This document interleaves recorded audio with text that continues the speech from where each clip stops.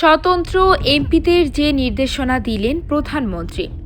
স্বতন্ত্র সংসদ সদস্যদের উদ্দেশ্য করে আওয়ামী লীগ সভাপতি ও প্রধানমন্ত্রী শেখ হাসিনা বলেছেন, বাংলাদেশের ইতিহাস জানতে হবে এবং সংবিধান আত্মস্থ করতে হবে।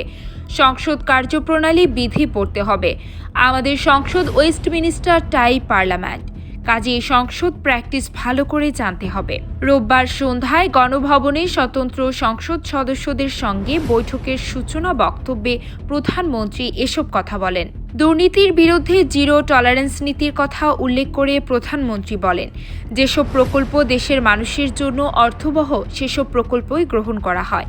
স্বতন্ত্র এমপিদের নির্বাচনী এলাকায় যদি কেউ ভূমিহীন, গৃহহীন থাকেন, তাদের জন্য ঘর তৈরি করে দেওয়া হবে।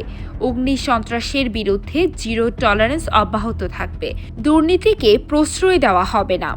প্রধানমন্ত্রী শেখ হাসিনার সভাপতিত্বে জাতীয় সংসদের চিফ হুইপ নুরি আলম চৌধুরী বৈঠকটি সঞ্চালনা করেন।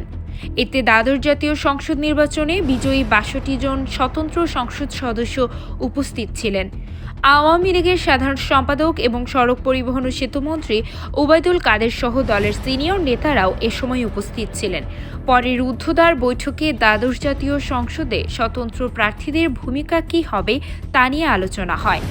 সূত্র জানায়, বৈঠকে আগামী ৫ বছর জাতীয় সংসদে স্বতন্ত্র প্রার্থীদের ভূমিকা কী হবে, সংরক্ষিত নারী আসনের বিষয়ে তাদের মতামত সহ গুরুত্বপূর্ণ বিভিন্ন বিষয়ে আলোচনা হয়েছে। গত ৭ জানুয়ারি অনুষ্ঠিত দ্বাদশ জাতীয় সংসদ নির্বাচনে আওয়ামী লীগ ২২৩টি আসন পেয়ে একক সংখ্যাগরিষ্ঠতা অর্জন করে।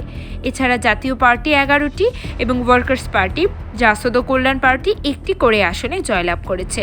এর বাইরে এবার ৬২ জন স্বতন্ত্র প্রার্থী নির্বাচনে জিতেছেন, যাদের মধ্যে ৫৮ জনই সরাসরি আওয়ামী লীগের সঙ্গে জড়িত।